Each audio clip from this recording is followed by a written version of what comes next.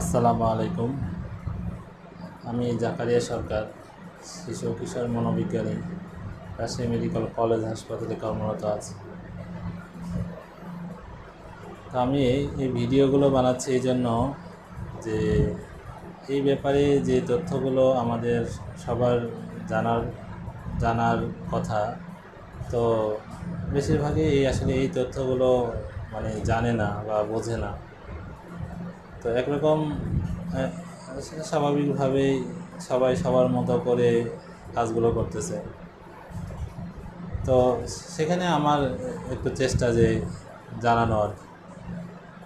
আজকে যে বিষয়ে কথা বলবো সেটা হলো যে বাচ্চারা কিভাবে কোনো কিছু করা শিখে বা করার আগ্রহ তৈরি হয়, তার কিছু সে শিখতে চেষ্টা করে।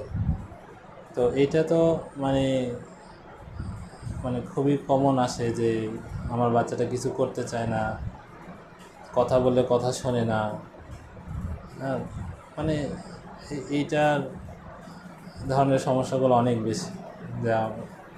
তো এখন মূল কাজ জিনিসটা হলো বোঝা যে একটা মানুষ বা যে কোনো কিছু তার প্রেরণা বা তার তাড়না কী, সেই তাড়না থেকেই কিন্তু আমরা কাজগুলো করি, মোটিভেশন পাই।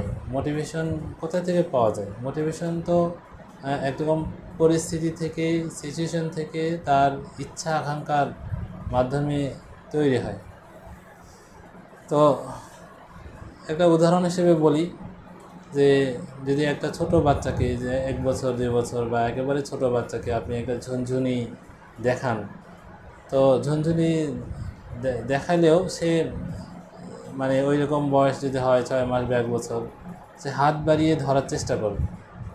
এই যে এই বাচ্চাটা এটা নেওয়ার যে চেষ্টা, আকাঙ্ক্ষা, এটাই তো তার পরবর্তী ধাপে যাওয়ার কাজটা সে চেষ্টা করতেছে। তো এই সাধারণ বিষয়গুলো হারিয়ে যায় কিভাবে? তা হারিয়ে যায় হলো যে আমরা যদি তাকে সঙ্গে সঙ্গে বা ঝুনঝুনি নিয়ে আসছি, ঝুনঝুনিটা আমি সাথে সাথে তাকে হাতে দিয়ে দিলাম, আর সে ঝুনঝুনি নিয়ে খেলা শুরু করে দিল। তো দেওয়াটা খারাপ না, কিন্তু এখানে যদি আমরা তার সাথে একটু সময় নিয়ে একটু তাকে পজ দিয়ে, যে একটু লুকোচুরি খেলার মতো, যে তাকে আমি দিচ্ছি বা দিচ্ছি না, সে ধরতে পারছে আবার পারছে না। তো এই চ্যালেঞ্জ। তো আজকের মূল বিষয়টা হলো যে আপনি আপনার বাচ্চার সামনে যত চ্যালেঞ্জ রাখবেন, আপনার বাচ্চা, আপনার শিশু, আপনার সন্তান তত কর্মস্পিড পাবে। আর যদি তার সামনে কোনো চ্যালেঞ্জ না থাকে এবং যে কোনো কিছু তার পাওয়ার যা কিছু সে যদি এমনি পেয়ে যায়, আগেই পেয়ে যায়, একটা চাইলে 2টা পায় বা আরও বেশি পায়, তাহলে তার সামনে চ্যালেঞ্জগুলো তৈরি হয় না। তো এটা খুব বেশি দেখা যাচ্ছে যে বাচ্চা তো কথা হঠাৎ ঘুম থেকে ওঠা থেকে শুরু করে ঘুমানো পর্যন্ত যত কাজ আছে সবগুলো কাজ তার পিছনে একজনকে মনে হয় লাগিয়ে থাকতে হয়, তার পিছনে বলে যতক্ষণ, আজকে একজন বলে যে যতক্ষণ আমি রাগ না করব ততক্ষণ সে এই কাজগুলো করবে। তো এত অনীহা, এত অনাগ্রহ কিভাবে তৈরি হচ্ছে? কারণ তার সামনে কোনো চ্যালেঞ্জ নাই। আপনি খেয়াল করে দেখবেন যে একেবারে সবাই নিরলস থাকে না, সে কিছু না কিছু করে যেগুলো তার চ্যালেঞ্জ হিসেবে সে নিচ্ছে। এ কারণে আমরা যেগুলো তাকে শেখাতে চাই, শিখতে দিতে চাই, ভালো গুণ শেখাতে চাই, এগুলোর মধ্যে তার চ্যালেঞ্জটা আপনাকে তৈরি করতে হবে, যে সে যেন এটা কে এক ধরনের অ্যাম্বিশন, অ্যাডভেঞ্চার হিসেবে গ্রহণ করে এবং সেই রকমভাবেই উপস্থাপন করতে হবে। এজন্য সবাইকে এই কথা আমি বলবো যে আপনি আপনার সন্তানের সামনে এক ধরনের চ্যালেঞ্জ তৈরি করেন। ছোটো ছোটো বাচ্চার সাথে আমরা খেলি, খুবই সাধারণ খেলা, যে কে আগে ফার্স্ট হবে। বাচ্চার সামনে আমি মিছামিছি দৌড়াদৌড়ি করতেছি, আর বাচ্চা আমাকে পিছনে ফেলে সে সামনে চলে যাচ্ছে, আর আমরাই তাকে বলতেছি যে তুমি ফার্স্ট হয়ে গেছো, আমি হেরে গেছি, তুমি 1 নম্বর হয়ে গেছো, আমি হেরে গেছি। তো এইভাবেই কিন্তু তার চ্যালেঞ্জটা তাকে মানে নেওয়া হয়। এখন যদি আমরা এই বিষয়গুলো মানে সঠিকভাবে না করি, তাহলে কিন্তু বাচ্চার ভিতর কর্মস্পৃহা তৈরি হবে না, বাচ্চার কোনো কিছু করার আগ্রহ তৈরি করবে না।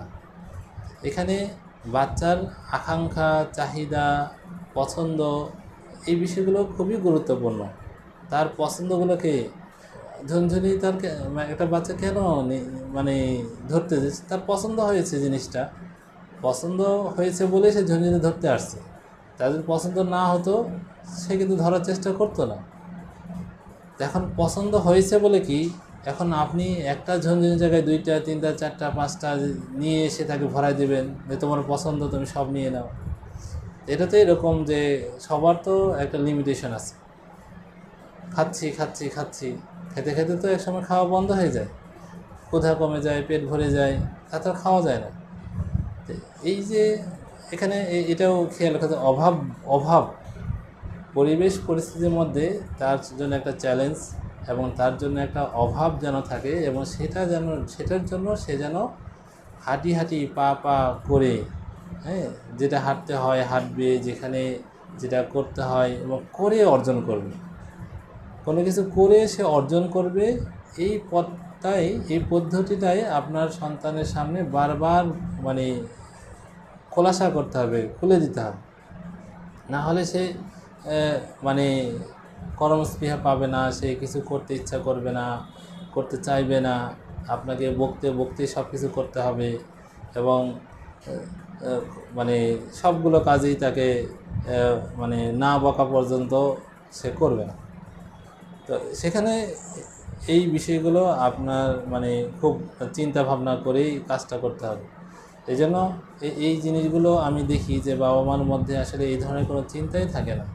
তারা মানে বেশিরভাগই যে একেবারেই খুব সিরিয়াস, খাওয়া দাওয়া ছাড়া আর কোনো ব্যাপারেই তারা সিরিয়াস না। আর সিরিয়াস হবে কখন? যখন বাচ্চা স্কুলে ভর্তি হবে।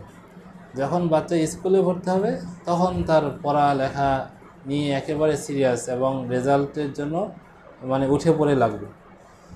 তার বাবা এই যে বাচ্চাটা 4 বা 5 বছর বয়সের আগ পর্যন্ত তার যে বিকাশ মানে করা দরকার, এবং তার প্রত্যেকটা সেক্টরই, তার শারীরিক বিকাশ, তার সামাজিক বিকাশ, তার আবেগের বিকাশ, তার ভাষার বিকাশ, নৈতিকতার বিকাশ, হ্যাঁ, তো এই সবগুলো বিকাশ কিন্তু এই 5 বছরের মধ্যে হয়ে যায়। 5 বছরের এই সময়টার মধ্যে যদি না করেন, হুট করে যে আপনি যে যখন অর্থাৎ তাকে মাঠে ছেড়ে দিলেন, বাচ্চাদের সাথে মিশতে দিলেন, তখন কি আর পাওয়া যাবে? তখন তো কিন্তু পাওয়া যাবে না। এই জন্যে আপনি বাচ্চাকে আদর করেন, আপনি বাচ্চাকে ভালোবাসেন, এটা খুবই ভালো জিনিস, কিন্তু ভালোবাসাটা যেন হয় তার মঙ্গলের জন্য, তার ভালোর জন্য। তো ঠিক আছে, এই তথ্যগুলোই আজকে আপনাদের সাথে শেয়ার করলাম। পরবর্তীতে অন্য কোনো বিষয় নিয়ে আবার আসবো আপনাদের সামনে। ধন্যবাদ সবাইকে।